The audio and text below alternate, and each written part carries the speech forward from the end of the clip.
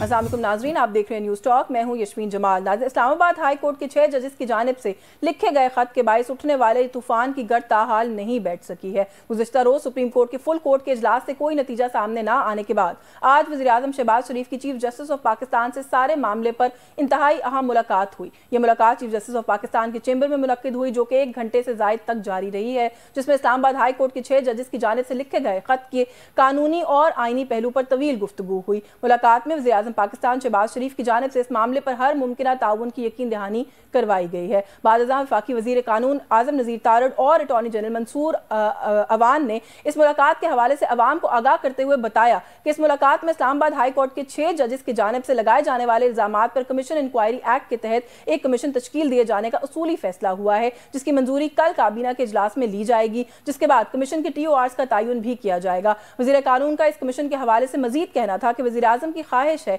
कि सारे मामले पर एक रुकनी कमीशन तश्कील दिया जाए। कमीशन की सरबराही से मुतालिक सवाल पर वज़ीर कानून का कहना था कि कमीशन का सरबराह मुकर्रर करने का इख्तियार काबीना के पास है, लिहाजा इस हवाले से किसी किस्म की कोई कयास राई नहीं करना चाहता। इस अहम मुलाकात के बाद चीफ जस्टिस काजी फाइज ईसा ने एक मरतबा फिर फुल कोर्ट का इजलास भी तलब कर लिया। ये जो सारी अपडेट है आज की, खास तौर पर इस प्रेस कॉन्फ्रेंस के बाद, इसके हवाले से बात करेंगे। हमारे साथ गुफ्तगू में शामिल होंगे मेंबर है पाकिस्तान बार काउंसिल के सैयद अमजद शाह साहब, प्रोग्राम में हमारे साथ होंगे, और उनके साथ साबिक सदर हैं सुप्रीम कोर्ट बार के आबिद जुबैरी साहब ने हमें ज्वाइन किया। बहुत शुक्रिया आपका आपके वक्त के लिए। मैं सर सबसे पहले आपसे यही जानना चाह रही हूँ, बड़ा एक हसास मामला जो कि हम देख रहे हैं कि इन दिनों चल रहा है और उस पर बात भी बहुत हो रही है, लेकिन जो अभी आज के दिन की अपडेट्स हैं, सबसे पहले तो सर ये कहिएगा कि आज़म नज़ीर तारड़ साहब की जो प्रेस कॉन्फ्रेंस है आपने भी देखी होगी, अटॉर्नी जनरल भी मौजूद थे, वो ये कहते हैं कि उसूली फैसला हो गया कि एक तहकीकाती कमीशन जो है उसका क़याम किया जाएगा और कल काबीना से उसकी मंजूरी भी ली जाएगी। कैसे देख रहे हैं ये जो एक डिसीजन अभी हमारे सामने रखा गया है कि ये कर लिया गया है after the meeting of the prime minister and the chief justice of Pakistan? हाँ, बिस्मिल्लाहिर्रहमानिर्रहीम। बहुत शुक्रिया आपका। देखिए, मैं तो समझता हूँ कि ये जो इशू है ये कमीशन से बहुत बड़ा है, और कमीशन भी हुकूमत वक्त बना रही है जिसके खुद ताल्लुकात इस्टेब्लिशमेंट से और एजेंसी से बहुत करीब हैं। तो मैं समझता हूँ ये जजों के जो इश्यूज था, जो बात उन्होंने हाईलाइट की है, और उन्होंने कहा एग्जेक्टिव की इंटरफेरेंस हुई है और इंटेलिजेंस एजेंसीज की इनकी मुदाखलत की वजह से, और उनके साथ जो उन्होंने वाकयात बयान किए, मैं समझता हूँ जब एग्जेक्टिव अगर खुद ही कमीशन बना रही है अंडर द इंक्वायरी एक्ट, तो मैं समझता हूँ कि इसका नतीजा सही नहीं होगा। अगर चीफ जस्टिस, क्योंकि हम तो सुन रहे थे कि चीफ जस्टिस की सरबराही में एक फुल कोर्ट मीटिंग हुई, कल आज भी हो रही थी, उसका कोई एलामिया आ रहा था जो अभी तक नहीं आया है। तो मैं समझता हूँ मैं तो समझता हूँ इसका वाहिद हल यह है कि फुल कोर्ट में ये मामला जाना चाहिए और वहां इसका हल होना चाहिए। एग्जेक्टिव के बनाए हुए एक कमीशन के जो कमेंट जो जिसमें बड़ा सीरियस डाउट है, जो इलेक्शंस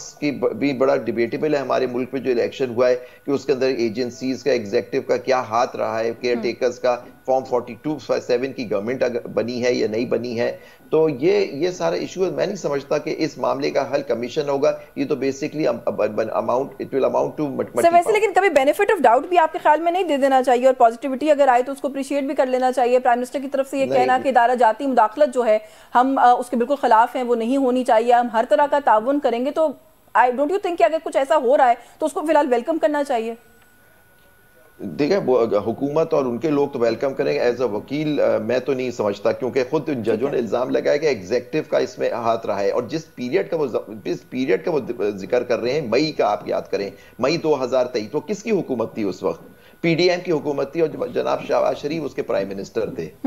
आप देखें, और फिर उसके बाद उन्होंने खत का रेफरेंस दिया, फिर जब केयर टेकर के सेटअप में दूसरा खत वो लिखते हैं फरवरी में, फिर चीफ जस्टिस साहब को, उस जमाने वो जाके मिलते हैं चीफ जस्टिस पाकिस्तान से और सीनियर जजेस से सुप्रीम कोर्ट को, उनको बताते हैं उनके साथ ये हो रहा है, डिस्ट्रिक्ट जुडिशरी के साथ इस तरह से इंटरफेरेंस हो रही है इंटेलिजेंस एजेंसीज की और एग्जेक्टिव की, और उसके बाद फिर आप वही गवर्नमेंट वापस आ गई है PDM की एक फॉर्म में, और फिर वही प्राइम मिनिस्टर हैं, वही कमीशन बना रहे हैं। तो मैं तो नहीं समझता उस कमीशन का कोई अच्छा हल होगा। वो ये कहेंगे आके हाँ ये जज जो कह रहे हैं वो सच है, और ये मदाखलत एग्जेक्टिव ने भी की और इंटेलिजेंस एजेंसीज ने की, और जो जजों ने इल्जाम लगाए हैं वो सही हैं। वो सही तो मैं समझता हूँ कि इसमें बिल्कुल ठीक है, बिल्कुल ठीक है। मैं I come back to you sir. Benefit of doubt accused को दिया जाता है हमारे लॉ में। I agree with that. मैं तो वैसे ही आपको क्योंकि देखें ना, आप ये एक्यूज ही कर रहे थे ना कि उन पे ट्रस्ट नहीं किया जा सकता, मैंने उसी कॉन्टेक्स्ट में सवाल किया था। I come back to you sir. जी, मेरे ट्रस्ट या ना ट्रस्ट करने की बात, मैं तो आपके सामने एक मुद्दा बयान कर रहा हूं कि मैं ये समझता हूं कि जब वो जज इल्जाम लगा रहे हैं एग्जेक्टिव इंटेलिजेंस से, एग्जेक्टिव से उसके इंटरफेयर कराना, उसी की कमीशन इंक्वायरी बना के एग्जेक्टिव की उसकी कोई करना amounts to appeal from Caesar to Caesar. बिल्कुल सर, हमारे साथ सैयद अमजद शाह साहब भी मौजूद है, लेकिन before I go to him एक ब्रीफ वन लाइनर कमेंट कर दें इसी कॉन्टेक्स्ट के अंदर कि फिर जो आज प्राइम मिनिस्टर की और चीफ जस्टिस ऑफ पाकिस्तान की मुलाकात हुई है उसको आप कैसे देख रहे हैं? क्योंकि एक राय ये भी आ रही थी सामने कि ये मुलाकात नहीं होनी चाहिए थी, इसकी जरूरत नहीं थी। मैं नहीं समझता कि बिल्कुल मुलाकात होनी। कल हमने सुना था कि चीफ जस्टिस साहब की मुलाकात अटॉर्नी जनरल साहब से हुई थी और लॉ मिनिस्टर साहब से हुई थी, आज प्राइम मिनिस्टर से हुई है। तो मैं समझता हूं कि ये मामला प्राइम मिनिस्टर ने आके क्या बात की होगी। मैं तो समझता हूं कि फुल कोर्ट के ऊपर कोई अलामिया आना चाहिए था। ये मामला suo motu chief justice of Pakistan को लेना चाहिए और फुल कोर्ट के अंदर ये मामला आना चाहिए। वहां एग्जेक्टिव भी आए, इंटेलिजेंस एजेंसी आए, ये जज साहिबान भी आए और पानी का पानी हो जाए, दूध का दूध पानी पानी हो जाए कि जो बात हुई है ये आया, ये सही है या गलत। लेकिन मैं समझता हूं जो जजों ने बात की है, हाई कोर्ट के बड़े रिस्पेक्टेबल जज है, majority of the Islamabad high court से, कि हमारे साथ इस तरह इंटरफेरेंस हो रही है और केसेस का एग्जाम्पल दे रहे हैं, क्योंकि एक ही वहां सारे केसेस जो बुले का नौयत के वो इमरान खान साहब के हैं और उसमें हम देख रहे हैं पिछले 1.5-2 साल से क्या हो रहा है। बिल्कुल, और ये छोटी बात नहीं है इसमें तो बिल्कुल आप दुरुस्त कह रहे हैं। सैयद अमजद शाह साहब मौजूद है सर, बहुत शुक्रिया आपका आपके वक्त के लिए। आप सर किस तरीके से देख रहे हैं ये जो डिसीजन अभी आया है? आजम नजीर तारिक साहब ने प्रेस कॉन्फ्रेंस की है, वो कहते हैं जी कि एक असूली फैसला हो गया कि तहकीकाती कमीशन बनेगा, कल काबीना से मंजूरी लेनी है उसकी। देखिए, कानून का तो तरीकाकार तो यही है। अब मैं एक मिसाल देता हूँ कि किसी शख्स के खिलाफ कोई क्रिमिनल एक्ट होता है तो इन्वेस्टिगेशन करेगी कोर्ट ही उसका ट्रायल करेगी।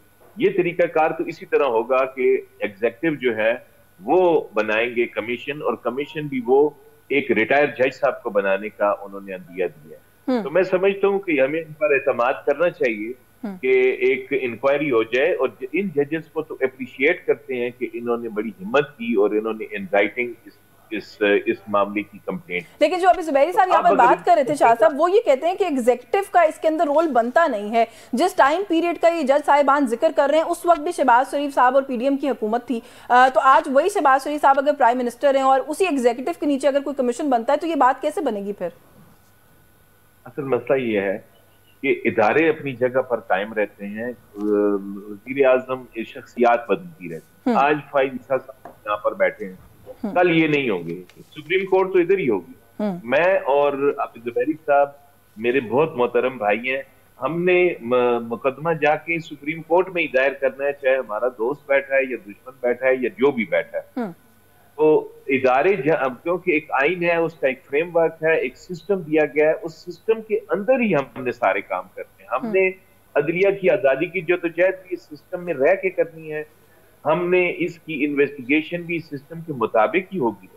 तो अगर कैबिनेट एक कमीशन बनाएगी सुप्रीम कोर्ट के मशावरत से, एक जज साहब जो हैं वो इसमें इसकी कोई रिटायर्ड जज साहब जिनकी अच्छी इंटेग्रिटी होगी, जो एक अच्छी रेपुटेशन रखते होंगे, उनको बनाया जाएगा। लेकिन सर ये तो काम इदारा खुद भी कर सकता था ना, जो जुबैरी साहब अभी बात कर रहे थे और कल अता तारिक साहब ने बात कही थी कि उन लोगों ने अपने इंस्टीट्यूशन के हेड से रुजू किया है, वो इस मसले को देख लेंगे कि क्या मुनासिब तरीका है डील करने का, फिर एग्जीक्यूटिव को इन्वॉल्व हो जाना बीच में।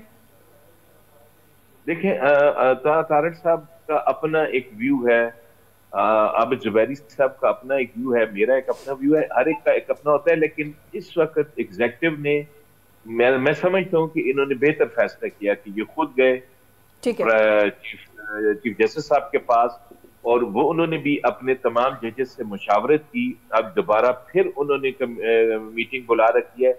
इसका मतलब है कि एग्जीक्यूटिव और अदलिया दोनों इस मामले को संजीदा ले रहे हैं। जी बिल्कुल सर, मजीद बात करते हैं इस इशू पर। मुझे यहाँ पर एक ब्रेक लेने का कहा जा रहा है। व्यूअर्स हमारे साथ रहिए।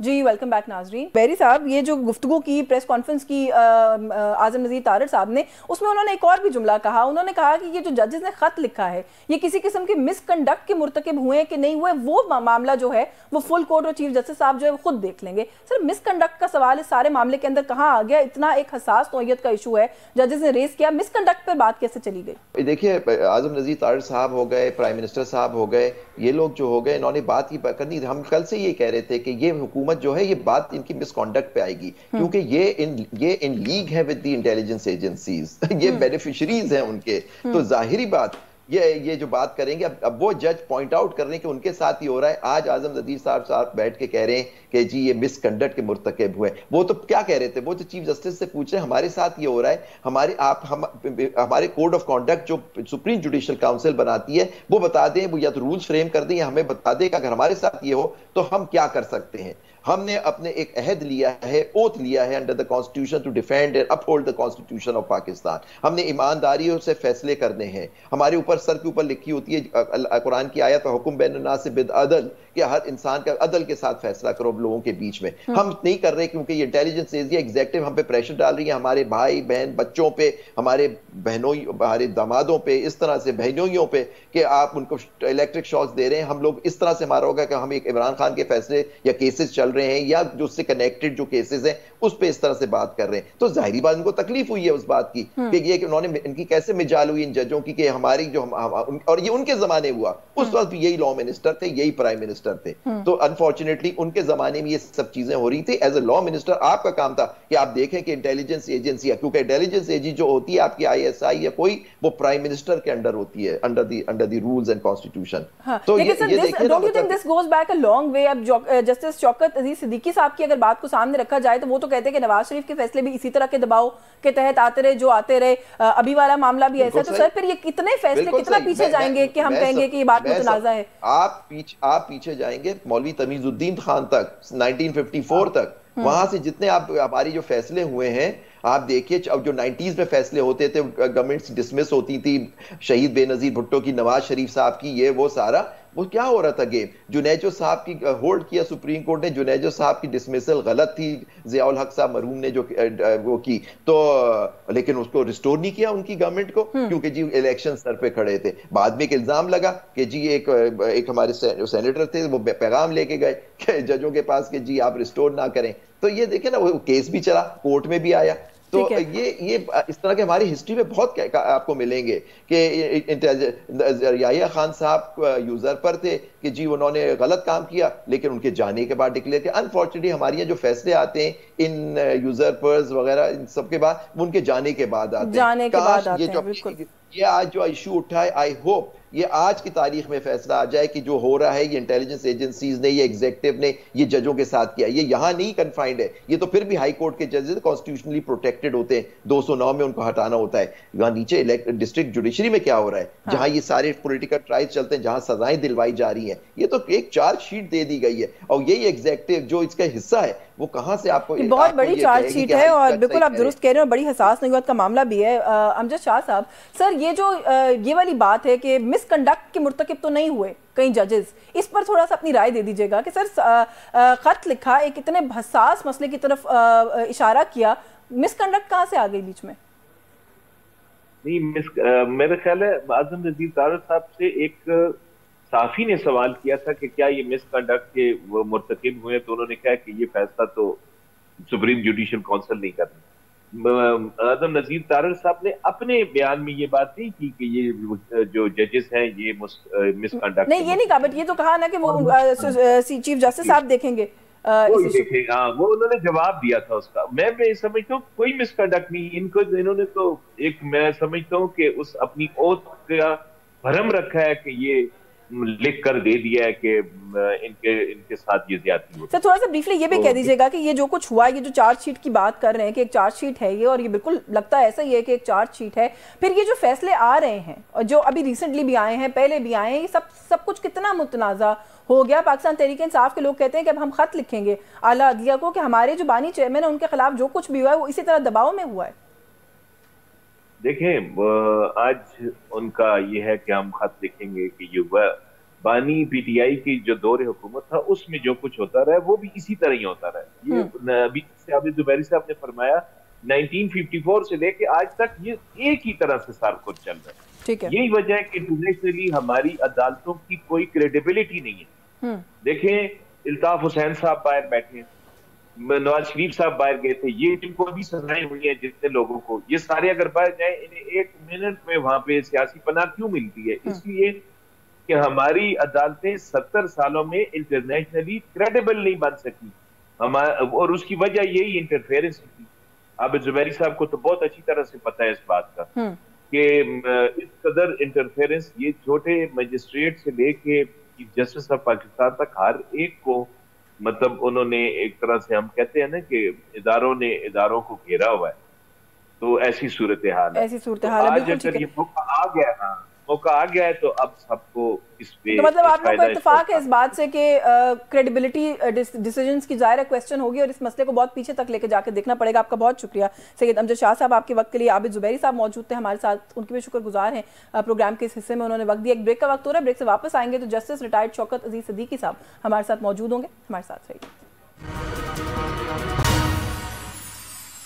जी। वेलकम बैक नाज़रीन। प्रोग्राम के इस हिस्से में कुछ बात करेंगे इसी इशू के ऊपर जो कि एक ऑनगोइंग मसला है। इस्लामाबाद हाई कोर्ट के 6 जजेस का ख़त एक स्टेप लिया है उन्होंने, एक ऐसे मसले के इदारा जाती मुदाखलत है उसके हवाले से, जो कि हमने देखा कि कुछ अर्सा पहले एक और इस्लामाबाद हाई कोर्ट के जज थे जिन्होंने ये इकदाम किया था। और अगर ये कहा जाए कि सारे मामले को रेस करने के लिए वो बारिश का पहला कतरा साबित हुए हैं तो गलत नहीं होगा। हमारे साथ मौजूद हैं जस्टिस रिटायर्ड शौकत अजीज सिद्दीकी साहब, तो कुछ उनसे जानते हैं इन सारे मामलों के हवाले से। अस्सलाम वालेकुम सर। ये सर बहुत सारे इशूज़ हैं, ये जो कुछ अभी हुआ है रिसेंटली उसके हवाले से आप बहुत जगह पर बात भी कर रहे हैं, मैं वो सवालात आपके सामने रखूंगी। लेकिन आज के दिन की सर जो सबसे पहले और सबसे बड़ी अहम बात है, प्राइम मिनिस्टर ऑफ पाकिस्तान की सर मुलाकात हुई है चीफ जस्टिस ऑफ पाकिस्तान से, और जाहिर है उसका जो कॉन्टेक्स्ट है वो वही जो खत है हाई कोर्ट के 6 जज साहिबान का वही है। सर इस मुलाकात को कैसे देख रहे हैं? ये एक मुनासिब अमल था जो किया गया, क्योंकि अगर मैं मुख्तलिफ प्लेटफॉर्म्स के हवाले से बात करूँ बड़ी तनकीद का सामना करना पड़ रहा है कि प्राइम मिनिस्टर और चीफ जस्टिस को इस इशू पर मुलाकात नहीं करनी चाहिए थी। जी देखिए, हम बड़े एक मखसूस हालात से गुजर रहे हैं और जो एक लेटर लिखा गया 6 जज साहबान की तरफ से, ये बुनियादी तौर पर सुप्रीम जुडिशल काउंसिल को लिखा गया, जो टेक्निकली बहरहाल नहीं हो सकता था। जस्टिस साहब ने इन टेक्निकलिटीज में पड़े बगैर इस मामले को अपने घर में, यानी फुल कोर्ट मीटिंग बुलाई गई और उसमें इस इशू को रखा गया और वहां पे ये डिस्कस हुआ होगा कि ये बेहतर है कि हम एग्जीक्यूटिव के जो हेड हैं, चीफ एग्जीक्यूटिव प्राइम मिनिस्टर होते हैं, जो कि उनसे आकर इसको हम इनफॉर्मल तरीके से ये बात करें। देखें, एक तलबी है प्राइम मिनिस्टर की थ्रू जुडिशल ऑर्डर, और उसमें आर्टिकल 248 के तहत जाहिर है उनको एक प्रोटेक्शन हासिल होती है, लेकिन ये basically it is a kind of negotiations between the head of the judiciary and the executive, और उसमें जो एक ब्रिज का रोल हमेशा प्ले किया करते हैं वो अटॉर्नी जनरल होते हैं और वो मौजूद थे। तो उन सामने बुनियादी तौर पर जो इस लेटर के तनाजुर में और फिर जो फुल कोर्ट मीटिंग में मामलात डिस्कस हुए होंगे, वो अपने कंसर्न्स उनको बताने का मेरा ख्याल है यही मुनासिब मशावरती अमल था। यानी आप कह रहे हैं कि कंसल्टेशन की है दोनों जो स्टेट ऑर्गन्स के हेड्स हैं उन्होंने, तो इसके अंदर आप कह रहे हैं कोई गलत बात या कोई मजायका नहीं है? It is a kind of deliberations कि भाई ये एक इशू है और हम इसको जुडिशियल साइड पर लेकर जाने की बजाय हम आपको ये कहते हैं कि आप अपने जो भी जिन भी एजेंसीज के हवाले से ज़ाहिर है एलिगेशन लगाया गया है वो चूंकि एग्जीक्यूटिव के ही उसमें पेरेंट्स में आते हैं, तो इसलिए ये जरूरी समझा गया कि इसको इस सतह के ऊपर बात की जाए, क्योंकि अगर ये जुडिशियल प्रोसीडिंग्स में की तरफ जाता मामला, तो ज़ाहिर है वो ओपन हियरिंग होनी थी, बहुत सारे मामला जो है शायद नहीं डिस्कस ओपनली किए जाने के, तो एक it's a kind of deliberation consultation कि how to deal with this situation. Sir before I move on, इसी इशू के ऊपर प्राइम मिनिस्टर ऑफ पाकिस्तान की तरफ से जो खबर अभी चली है, एक बेसिकली वो यही चली है, एक बेसिक सी खबर है कि उन्होंने कहा है कि हम हर तरह का जो मुमकिन ताउन है वो करेंगे। इस सारे मसले के अंदर प्राइम मिनिस्टर ऑफ पाकिस्तान क्या ताउन एट बेस्ट कर सकते हैं आपके ख्याल में? देखिए जाहिर है, देखिए ये तो मेरे ये अब स्टेटमेंट मैं जो पहले अर्ज कर रहा था उसकी तस्दीक हो गई। वो यही है कि जी कि जो भी शिकायत हैं, जिस भी जज साहब को कोई शिकायत है वो पॉइंट आउट करें और या सुप्रीम कोर्ट निशानदेही करे सारे मामलात की। इन जज साहिबान की कोई स्टेटमेंट रिकॉर्ड की जाए, इनसे कोई एविडेंस लेने के बाद असल में पिन पॉइंट करना पड़ेगा इस सारे मामले में। मैंने जब ये मामला अपने वाला मैंने किया था तो मैंने पिन पॉइंट किया, मैंने बंदों के नाम दिए, मैंने डेट टाइम प्लेस के हवाले से बताया, फिर जो कुछ उन्होंने कहा वो सब कुछ बताया।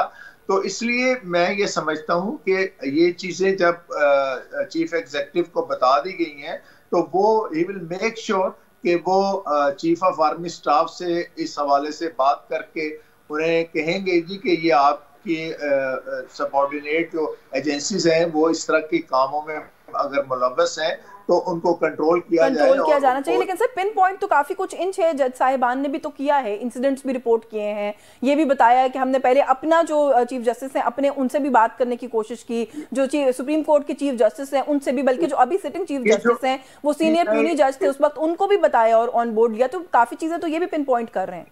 तो जो लेटर अभी सरफेस हुआ है ना जी, इसमें उस तरह से वजाहत नहीं है जिस तरह की वजाहत होनी चाहिए। तो ये एक जनरलाइज किस्म की आप ये समझ लें कि एक इसमें चीजें हैं। तो इसलिए मैं इस चीज के हक में हूँ कि इन जज साहबान की इस के लेटर की बुनियाद पर इंक्वायरी हो, प्रोबिन हो और लायबिलिटी पेश की जाए और जो भी लोग इस तरह के मकरू अमल में मुलव्वस हैं उनके खिलाफ तादीबी कार्रवाई भी होनी चाहिए। मैं जज साहबान की इस बात की पुरजोर हमायत कर रहा हूँ। ठीक है, आप हिमायत करें, आप तायीद करें। आपने भी कहा कि सुप्रीम जुडिशल काउंसिल शायद राइट फोरम नहीं है और यही बात बहुत सारी जगहों से और भी हम सुन रहे हैं। लेकिन सर जब जज साहिबान भी कहते हैं, आपके अपने केस के अंदर भी हमने देखा कि अगर इस तरह की इंटरफेरेंस हो रही हो किसी जज की वर्किंग के अंदर, उसके काम के अंदर, तो उसके उस सूरत में उस जज को क्या करना चाहिए? उसके ऊपर आइन कानून ये सब जज साहिबान भी कहते हैं कि खामोश है, हमारी रहनुमाई करें कि हम क्या करें। तो सर सुप्रीम जुडिशल काउंसिल तो एक ज्यादा पावरफुल फोरम नहीं है कि जहां पर 3 सुप्रीम कोर्ट के जजेस, 2 हाई कोर्ट के जजेस बैठे हुए हैं? Why is it not the right forum?